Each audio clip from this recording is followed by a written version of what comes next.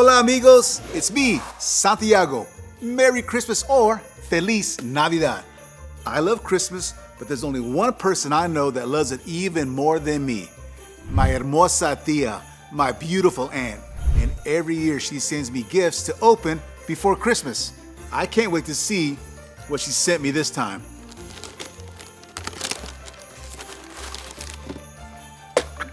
A lantern! I love it! My tía is so good at giving gifts. This light is a great gift because the Christmas story tells us about a special light.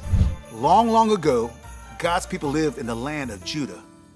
The bad news is, they didn't follow God. So it was like they lived in darkness, but they were afraid of the dark. And they had forgotten that God is the light.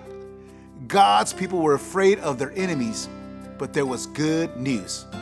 Since God didn't forget or give up on his people, he sent a prophet, Isaiah, to give them a special promise. And a prophet is someone who speaks God's words to others. Isaiah shared this special message. The people who are now living in darkness will see a great light.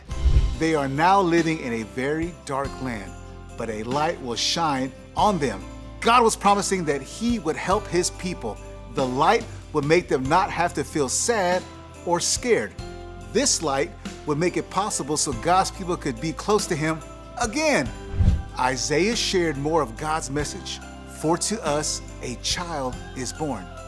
To us a son is given, and he will be called Wonderful Counselor, Mighty God, Everlasting Father, the Prince of Peace. Wow, that's a lot of names. But Isaiah was saying that the promise, which was a light to God's people, was coming as a child. And he would be the Prince of Peace. Peace, or paz in Spanish, is a deep feeling that everything will be okay. And this peace that God was promising would never, ever end.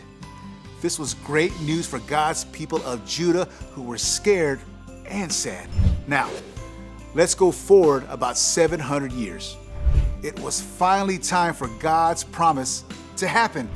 The child that Isaiah had talked about, he was born, and he was the shining light, the Prince of Peace, and Jesus was his name. My tía sent me this letter to remind me that Jesus was the light God promised. And Jesus grew up and started doing God's work. He told the people the good news of God's kingdom, that God is in charge and that God was going to fix the parts of the world that were broken. Jesus made friends too. And one day when he was eating with them, he told them something muy importante. That means very important. He said, I give my peace to you.